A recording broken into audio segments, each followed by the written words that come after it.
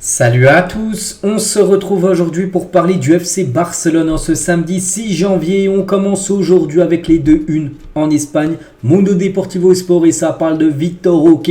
Mundo Deportivo, c'est une bête en une. Et la une du journal sport, toujours avec Victor Roque, donc qui change la donne en parlant de Victor Roque. Parce que Victor Roque, hier, vendredi 5 janvier, c'était sa présentation. Même s'il avait déjà joué la veille contre Las Palmas, la présentation a eu lieu hier. De Victor Roque, c'est Blaugrana tout simplement. Donc voilà les premières photos lors de sa présentation tout simplement qui a eu lieu hier.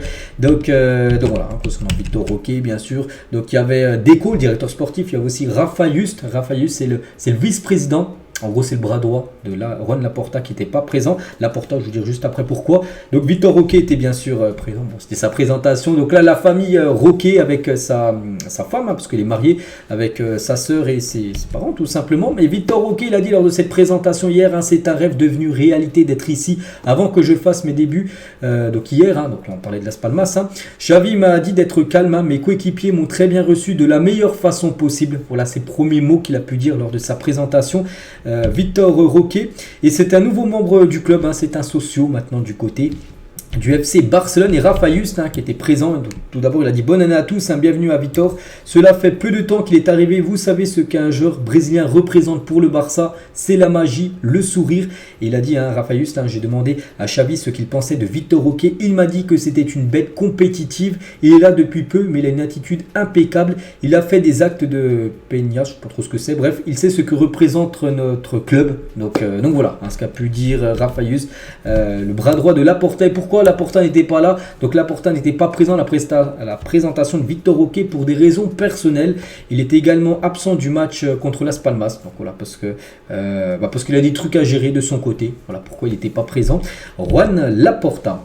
Et la femme de Victor Roque, donc on a pu voir sur la photo là, de sa famille bien sûr. Donc elle est très contente. J'ai pu voir des déclarations de sa part. Elle est très contente bien sûr d'habiter maintenant du côté du FC, de Barcelone, et que son mari joue du côté du FC Barcelone. À la fin les gars de cette présentation, il y a eu aussi bien sûr entraînement. Donc voilà quelques photos avec Victor Roque, avec Lamine Yamal qui était présent, parce qu'oubliez pas que demain il y a un match. Demain le match est Barbastro, donc une équipe de division inférieure, ça sera de la Coupe du Roi. Mais c'est un match bien sûr important parce que le Barça vise de remporter cette compétition, la Coupe du Roi. On peut voir Rafinha, on peut voir Sergio Roberto, on peut voir Araujo, on peut voir aussi Ferran Torres. En mode bonnet. Donc voilà. Donc concernant le programme, donc c'est demain le match. Voilà, c'est demain le match là. Voilà, je cherche le 7 contre Barbastro. Ça sera 21h demain soir, 21h. Puis après il y a ce match jeudi prochain. Ça sera contre Osasuna, ça sera en Arabie Saoudite, ça sera la demi-finale bien sûr de la Super Coupe d'Espagne, avec potentiellement une finale le 14, soit contre le Real Madrid, soit contre l'Atlético Madrid. Moi j'aimerais bien avoir un Classico tout simplement en finale, comme ça avait été le cas l'année dernière. Souvenez-vous, le Barça avait gagné contre le Real Madrid lors de la dernière édition. Concernant le match peut-être de demain, ça m'étonnerait parce que voilà, c'est quand même un match contre une équipe amateur. Je ne sais pas s'il va mettre ça, on ne sait pas. Donc bref, Xavi va maintenant revenir dans une ligne à 3 défenseurs centraux, Inigo, Araujo et Koundé. Il veut rejouer avec 2 pistons. Donc il veut repartir avec une base avec 3 vraiment défenseurs centraux, ces 3-là. Donc je ne sais pas si vraiment il va faire ça lors du match de demain les gars contre Barbastro, parce que voilà, c'est une équipe de Coupe du Roi. Mais contre Osasuna, il devrait essayer de repartir sur ce schéma-là avec après 2 pistons. On peut penser Cancelo côté droit quand il reviendra de blessure parce qu'il est blessé. Et l'autre piston, j'en sais rien, pas Marcos Alonso, il est blessé, Baldé s'il retrouve son niveau, donc voilà, il aimerait repartir avec cette ligne-là de 3 défenseurs centraux, Xavi, pour les prochaines rencontres. Tiens, en parlant de Cancelo, on sait qu'il est sorti sur blessure au bout de 10 minutes de jeu avant-hier contre Las Palmas, et du coup on en sait un peu plus. Donc selon nos informations, Cancelo devrait être absent pendant environ 2 à 3 semaines. Voilà, donc voilà, une chose déjà qui est sûre, c'est que déjà demain il est forfait, et aussi il est forfait pour la Super Coupe d'Espagne. Voilà, c'est quasiment sûr. Après vraiment s'il revient, tant mieux, mais voilà, 2 à 3 semaines à la Super Coupe d'Espagne. La finale par exemple c'est dans 8 jours. En gros par rapport aux dates qu'on annonce de son retour, donc ça pourrait pas le faire. Donc voilà, coup dur bien sûr pour le Barça, parce que normalement pour moi quand j'avais dit que c'est pas grave, pour moi quand c'est pas grave c'est qu'il doit revenir directement à l'entraînement, c'est un coup, puis en gros oui, pourquoi l'entraînement direct après, non, voilà, c'est quand même quasiment un mois qu'il ne sera pas là. Cancelo, bon rétablissement à lui. On va parler d'Andreas Christensen, a le meilleur taux de passes réussies, 95,9% dans les 5 meilleurs championnats européens cette saison, avec plus de 1000 passes tentées. Pour ceux au moins qui ont 1000 passes tentées, c'est lui qui a le plus gros pourcentage de passes réussies. C'est énorme, quasiment 96% de passes réussies. C'est-à-dire sur 100 passes, il a réussi 96. C'est quand même le loto est quand même exceptionnel. Lorsque le Barça a obtenu le penalty contre Las Palmas, Félix a récupéré le ballon pour tirer le penalty. Félix a vu Gundogan s'emparer d'un autre ballon et a décidé de lâcher le ballon qu'il avait pris pour respecter la hiérarchie, laissant Gundogan tirer le penalty. On peut voir que Félix voulait tirer le péno. Donc Gundogan n'est pas parti avec Félix, non, donne-moi le ballon, tout ça. Gundogan est parti voir un ramasseur de balles, donne-moi le ballon. Donc les deux ils avaient le ballon, et puis Félix il a vu, il a balancé le ballon pour laisser Gundogan. Voilà, Gundogan a marqué le but, c'est vrai, tant mieux. Bon, après Félix, c'est vrai que lui voulait se remettre en confiance, marquer le but. Bon, après il faut bien sûr un seul tireur de penalty. Et dans la hiérarchie, c'est Gundogan qui est devant Félix.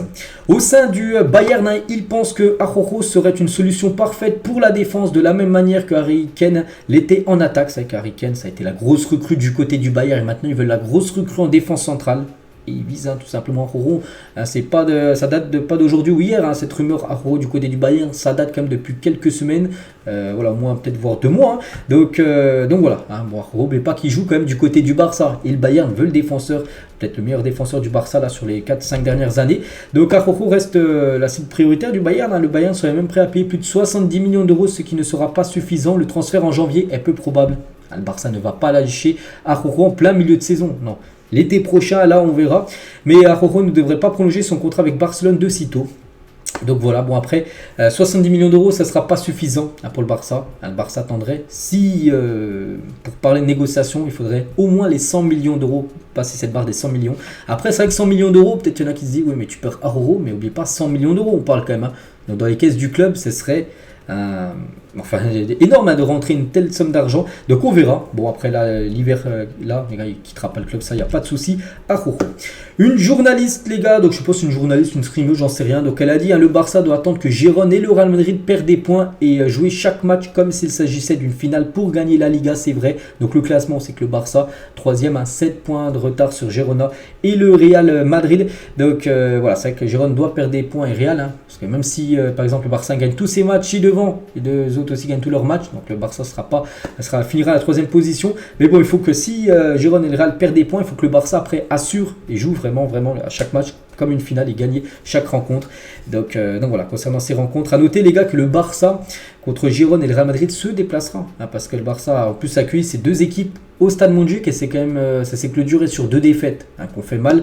Une défaite 2-1 contre le Real, une défaite 4-2 contre Girone. Donc là, les matchs retour se joueront dans les stades de Girone et du Real Madrid. C'est une donnée bien sûr à prendre en compte.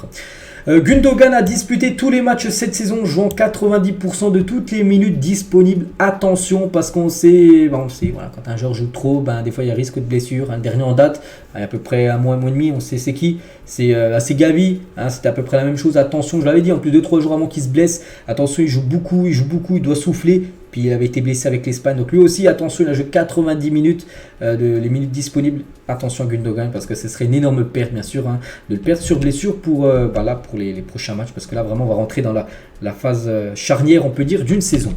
70% des buts de Ferran Torres pour le Barça cette saison, rapporter des points à l'équipe, c'est-à-dire que c'est des buts qui ont permis une victoire, arracher un match nul, j'en sais rien, mais voilà, ces buts sont très importants. C'est pas un but par exemple d'un 5-0, le Barça gagne 4-0 puis il y a un but juste après 5-0 qui rapporte, c'est un but en plus mais ça rapporte pas de points parce que le score était déjà fait. Voilà, ces buts les gars sont très importants pour Ferran Torres. Et tiens, une info les gars, parce que je parlais du Barça gagner 5-0 tout ça, mais ça fait longtemps, ça fait longtemps, parce que les 11 dernières victoires, et ça c'est fou, c'est soldé par exactement un but d'écart. Voilà, par exemple, le dernier match, une victoire 2-1. Le dernier match contre Almeria en 2023, souvenez-vous, c'était une victoire 3-2, donc un but d'écart. C'est vrai que le Barça n'arrive plus à plier les matchs et c'est problématique. Bon, voilà, c'est passé lors des 2 dernières rencontres, mais il y a des matchs, tu vas te faire égaliser en fin de match, puis il y a des matchs où tu dois tuer le match avant. Tu dois finir à la 70e, être sûr quasiment de gagner quand tu mènes de 4-0, mais là, finir le match avec seulement un but d'avance. Bon, c'est vrai que tu gagnes, c'est vrai, c'est bien, mais tu te fais peur jusqu'à la fin de match. Et c'est vrai que les 11 dernières victoires ont été seulement faites avec un but d'écart. Et voilà, le Barça doit apprendre à plier les matchs bien avant. Sergi Roberto sur les 3 derniers matchs du Barça, c'est quand même lourd, 3 buts et une passe D pour Sergi Roberto. Vraiment l'homme fort actuellement, parce qu'il n'y a rien à dire, il est plutôt performant, Sergi Roberto. Las Palmas Barça, donc le match avant-hier a été le match le plus regardé à la télé lors de la 19e journée. Donc il est où le match? Il est tout en bas là. Plus de 1 million, je crois que c'est le seul match à dépasser la barre du million. Par exemple, en équipe aussi suivie, par exemple le Real Madrid, je les cherche, c'est 749 000 personnes. Ou par exemple le match Gérone Atlético en deuxième position. C'était un choc, deuxième contre le quatrième. 789, donc le Barça, seule équipe à avoir dépassé le million de téléspectateurs lors d'une journée là de Liga. C'est souvent le Barça, de toute façon, l'équipe je crois la plus suivie du côté des audiences en Espagne. Lamine Yamal à l'école. C'est que Lamine Yamal, il est footballeur, mais n'oubliez pas qu'il est encore à l'école. Lamine Yamal qui est avec une fille à côté. Regardez la fille, elle porte quel maillot? Le maillot de l'Atlético Madrid, une équipe qu'il a déjà affronté bien sûr, Lamine Yamal. Et on finit les gars cet épisode aujourd'hui, on revient en 2018 et c'était il y a 6 ans. Jour pour jour, c'était un 6 janvier et le Barça officialisait la signature de Philippe Coutinho, devenant le transfert le plus cher de l'histoire du club. Le Barça avait déboursé 145 millions d'euros pour un Philippe Coutinho Prime. Pour moi, c'est une version Prime quand il est à Liverpool. Et il est arrivé et ça a été un flop. C'est le plus gros flop de l'histoire du Barça, on va pas se mentir. Et de l'histoire du football, on peut le mettre dans le top 3. Donc voilà, 145 millions d'euros et on sait que ça a été compliqué. Bon, il n'a pas réussi. Il y a des joueurs qui arrivent à s'adapter, voilà, plein. Mais lui, il n'a pas réussi. Il a été prêté au Bayern, il a été prêté un peu partout. Donc voilà, c'était à 6 ans jour pour jour la signature de Philippe Coutinho qui a tourné au flop du côté du club. Donc voilà les gars ce qu'il y avait à dire aujourd'hui. J'espère que ça vous a plu. On se retrouve demain pour le prochain numéro. Je vous souhaite une très bonne journée et à demain.